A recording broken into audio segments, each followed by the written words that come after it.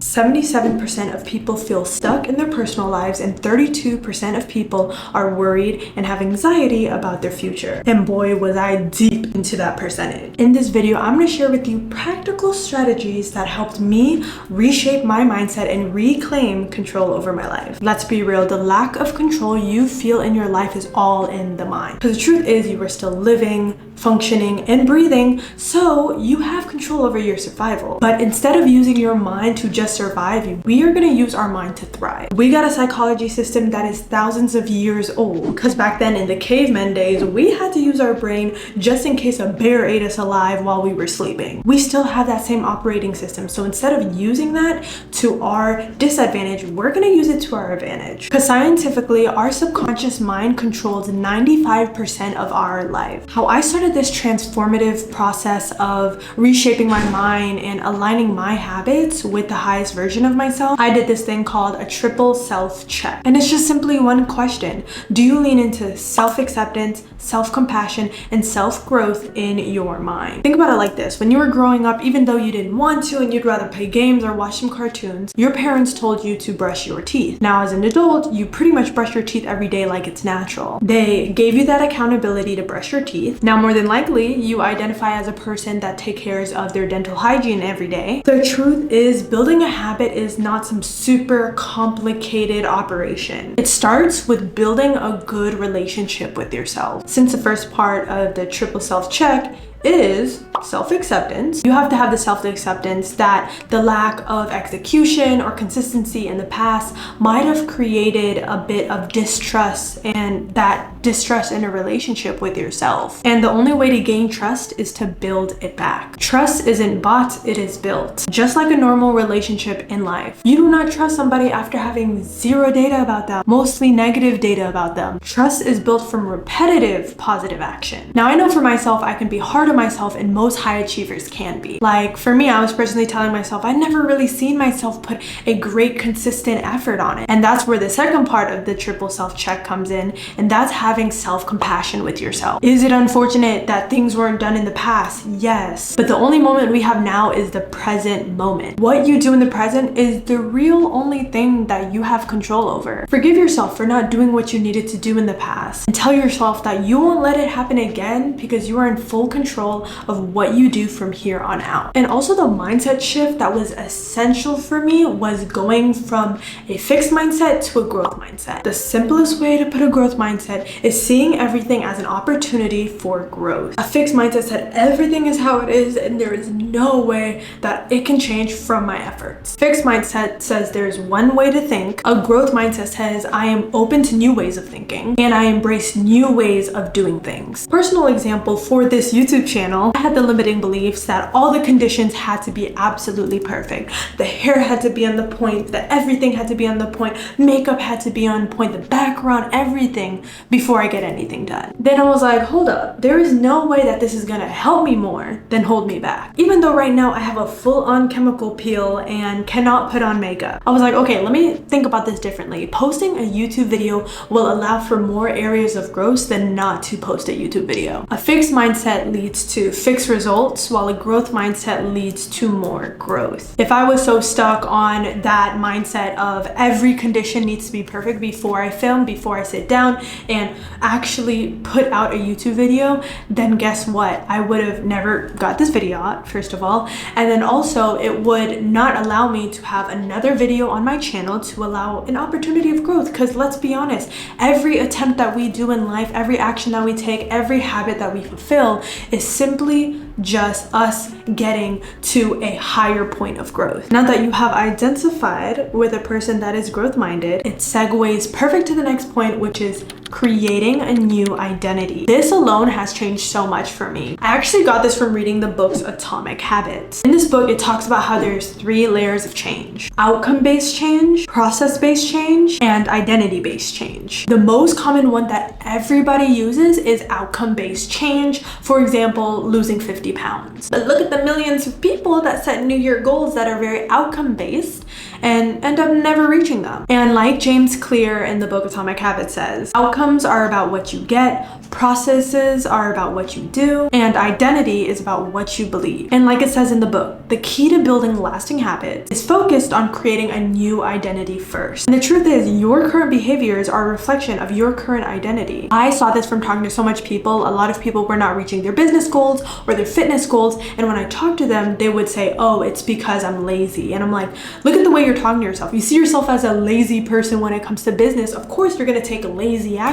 or no action at all. Because what you do now is a mirror image of the type of person you believe that you are, either consciously or subconsciously. So instead of setting an outcome-based habit like losing 50 pounds, you can set an identity-based habit that says, I'm the type of person that goes to the gym every day or is active every day. Instead of grow my YouTube channel to 1 million subscribers, you could say, I am the type of person that posts a high quality video every week. And like James Clear says in his book, it's pretty easy to change your identity. First, you have to decide what identity you even want to hold. And second, you have to prove it through small wins. For example, like losing 50 pounds, small wins would be like buying a food scale, buying a new fitness program, going to the gym, getting clothes that you can wear to the gym, setting up your outfit the day before, buying an activity monitor band. All of these small wins is feeding your new identity and fulfilling ultimately who you want to become. One thing that is very underrated and has helped me a lot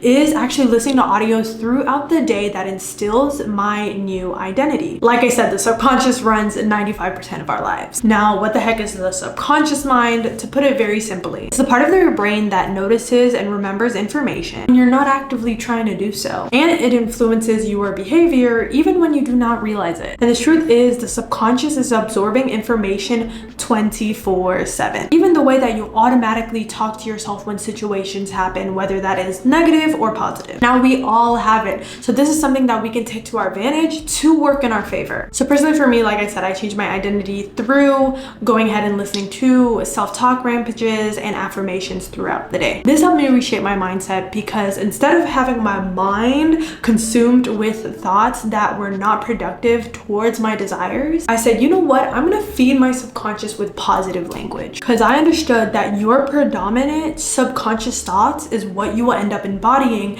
and manifesting in your life. Now, with this alone, I have been able to manifest thousands of dollars, completely pay off all of my debt, and attract a partner of my desires, attract like literally every single thing in my life. Like I literally just thought about it, saw myself in a better light, and I was attracting things left and right, and I was becoming so magnetic. You can find a lot of soundtracks on YouTube, and comment down below if you guys actually want to see a personal soundtrack that I'll make for you guys, whether that's about money, relationships, business, whatever. Like I said, there's different audios to attract and fill your mind positively for your business, for your relationships, for your finances, and even for your own self-image. It's just mostly important to be careful of what you consume, because like I said, the subconscious mind is working 24/7, and it's always collecting data so that I can take actions the next time which are either aligned or not aligned with your desires. For example, a lot of people's families, I would say over 50% of people's families do this, but they actually use language with their children that make their children have a bad relationship with money. Something as simple as preaching money doesn't grow on trees could give a message to the subconscious mind that money isn't abundant. And let's be real, do you think that mindset is going to bring you to financial abundance? Thinking that money is not abundant? Even for me, I am still working on this, because training the subconscious mind is a lifelong journey. Just like any skill in life, but you can always do things to improve it. Speaking about improve it, let's talk about a topic that a lot of people need improvement on,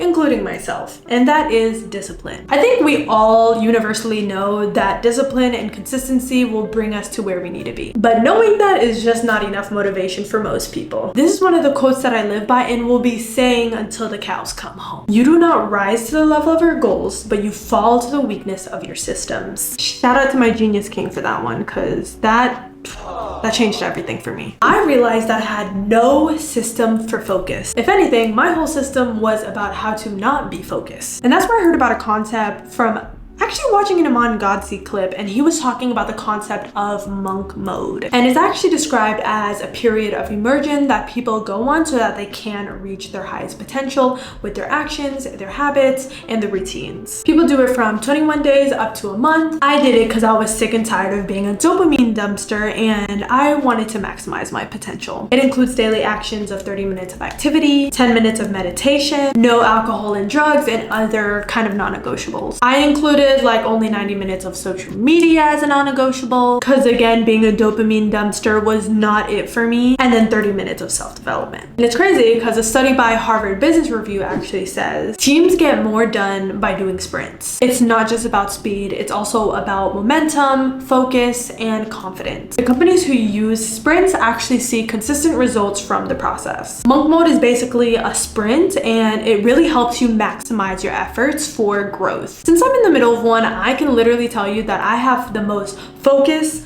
clarity, and creativity than I ever have, and it gets better every single day. Another system other than a focus system that is proven to have really great results is having an accountability system and having both external and internal accountability. Research studies have actually shown that having an accountability partner can increase your success by 95%. I don't know about you, but if anything else is giving me 95% chance of success, I'm taking it. Personally, I feel like we live in such a loner and independence kind of era where everybody just wants to do things by themselves and they think that's the best way to go about it. Is independence needed in some situations? Yes. But good things come when people work alone, but great things come when people work together. Yes, Steve Jobs with the idea of Apple was a good idea, but it's other people that brought Apple to the greatness that it is today. And I'm sure Steve Jobs had a lot of internal accountability systems that he had, as well as external. You can take internal accountability by having personal systems. For example, for me,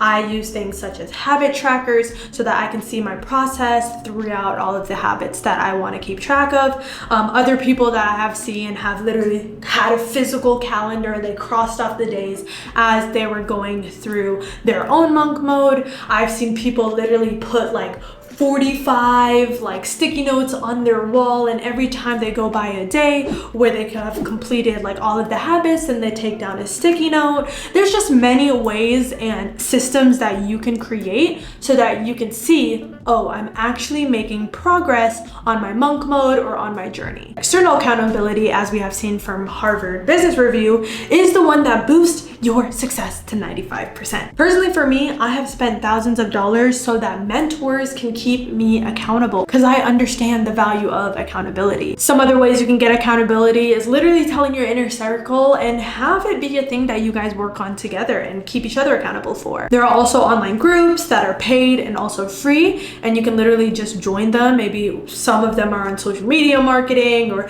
posting on YouTube, or maybe you're even a fitness journey. But I know there's a lot of free and paid options out there, and they will definitely help you be accountable. At the end of every videos that are like this, I want to actually have a section called Abundant Aligned Action. It's basically like a homework at the end of every video. So I gave you guys a lot of things to implement in your days, but here are the basics so that you can overcome your limiting beliefs, step into those healthy habits. So first is take out a journal or a piece of paper. I want you to write down your current identity, or AKA your old identity that you're getting rid of. And then on the second page, I want you to kind of like draw a body, and I want you to write down exactly what new things that this new identity is going to embody. You can put affirmations, you can put the things that she does, you can be the feelings that she has, it can be the freaking contributions that she has done. Third is find an affirmation track or self-talk rampage that really instills this new identity. Number 4 is put yourself in a monk mode. You can do it how I did, which is pretty much 30 minutes of activity every day, 10 minutes of meditation, no alcohol and drugs, and then you can choose 3 other non-negotiables that really align with you in your journey. 5 is find a way